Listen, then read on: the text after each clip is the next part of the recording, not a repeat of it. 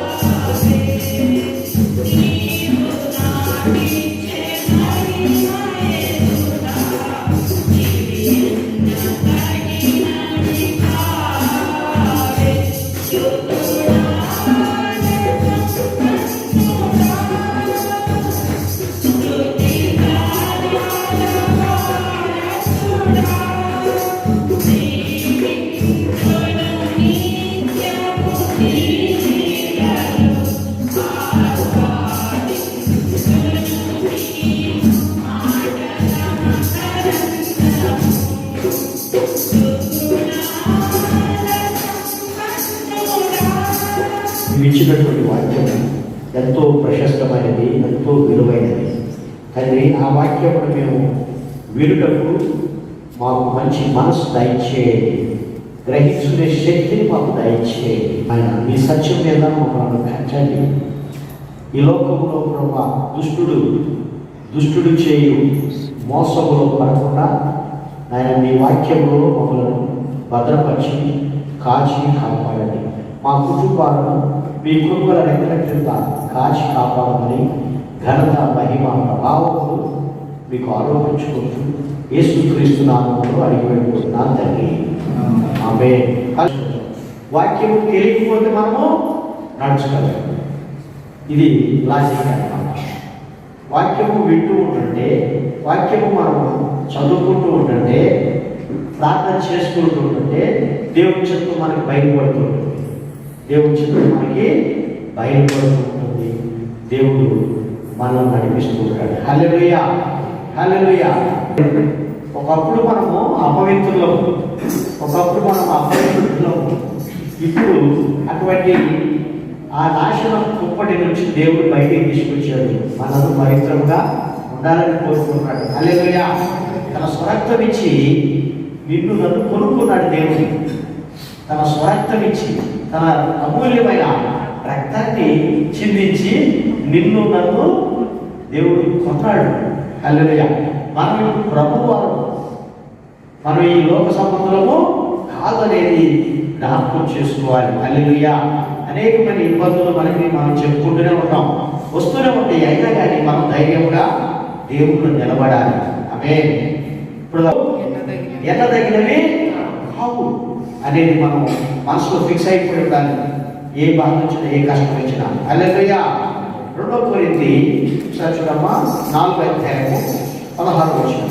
2 కొరింథీ 4. కావున మేము అధైర్యపడము, మా బాహ్య పురుషుడు కృషించిపోయినను ఆంతర్య పురుషుడు దినదినము నూతన పరచబడుచున్నాడు. హల్లెలూయా. ఈ శరీరము కృషించిపోయింది. ఒక్కలాగే మనం ఉన్నాం. శరీరము కృషించిపోతుంది. బాహ్య ఏమవుతాం అక్కడ? బాహ్య పురుషుడు కృషించిపోతున్నాడు. కానీ అంతరంగ పురుషుడు దినదినము నూతన పరచబడుచున్నాడు. హల్లెలూయా. దినదినము నీవు నేను నూతన పరచబడాలి. నీవు నేను దినదినము ఈ వాక్యములో మనము అభివృద్ధి చెందాలి. వదులుకొని మీ చిత్తవృత్తి యందు నూతన పరచబడిన వారై నీతియు యథార్థమైన భక్తియు గలవారై దేవుని పోలికగా సృష్టింపబడిన నవీన స్వభావమును ధరించుకొనబడిన. ఆమేన్. నీతి, భక్తి ఈ అలవాటు చేసుకోవాలి. నీతిని, భక్తిని అలవాటు చేసుకోవడం, వాడిని హెచ్చరించి ఆ పాపం నుంచి బయటికి తీసుకురావాలి. హల్లెలూయా. అందుకని అనుదినము రూపాంతరము పొందాలి, అనుదినము నూతన పరచబడాలి, అనుదినము ఒకరికొకరు మనం హెచ్చరించుకోవాలి.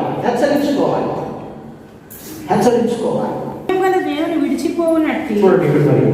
ఏప్రిల్ పత్రిక 3వ అధ్యాయం.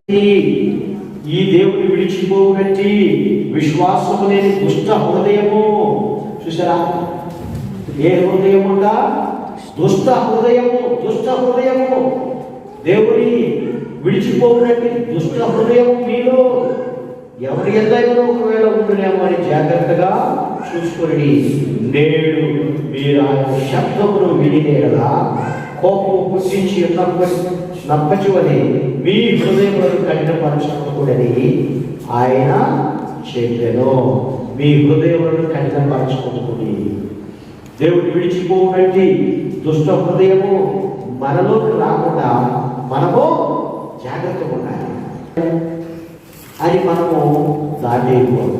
నేడు అను సమయం ఉండగానే వెళ్ళి నీ పిల్లలు తప్పు చేస్తే వారికి సరిచేయి. నేడు అను సమయం ఉండగానే నీ భర్త తప్పు చేస్తే ఆయన సరి చేసుకో. నేడు అను సమయం ఉండగానే నీ భార్య మరి పొరపాటు మాట్లాడితే వాటిని సరి చేసుకోవాలి. రేపు రేపు మనది కాదు. నేడే ఈరోజే. చిన్నపిల్లలు తప్పు చేస్తే ఏం చేయాలి? అప్పుడే వాడిని శిక్షించాలి. ఎవరి ముందు? అందరి ముందు శిక్షించాలి. అప్పుడు ఇక అందరూ కూడా భయపడతారు. నేను చెప్తే అటువంటి శిక్ష నాకు ఉండగానే అది ప్రతిదినము ఒకరినొకడు బుద్ధి చెప్పుకొని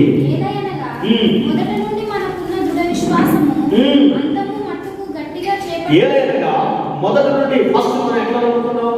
యేసు ప్రభువా ఇక నాకు ఇక లేదు అని ఒక విశ్వాసంతో వచ్చాము. తర్వాత మన విశ్వాసం అయిపోతుంది, బలిగని పడిపోయింది. మొదట్లో ఉన్నట్టు లేదు. నువ్వు ఏమంటాడు? ఒక సంఘంలో చెప్తాడు దేవుడు, నీకు మొదట ఉన్న ప్రేమ ఇప్పుడు కనబట్టలేదు. చూడండి, కొంచెం పులిసిన పిండి మనం ముద్దలో పెడితే ఏమైంది? ముద్దంతా పులిసింది. అంతే కదా? పులిసిన పిండి కొంచెం కనక ముద్దలు పెడితే అదంతా పులిసిపోయింది. అట్లాగే కొంచెం కనుక మనం రాజీ పడ్డామనుకో మనది అంతా పాడైపోయింది. మనం రాజీ పడకూడదు.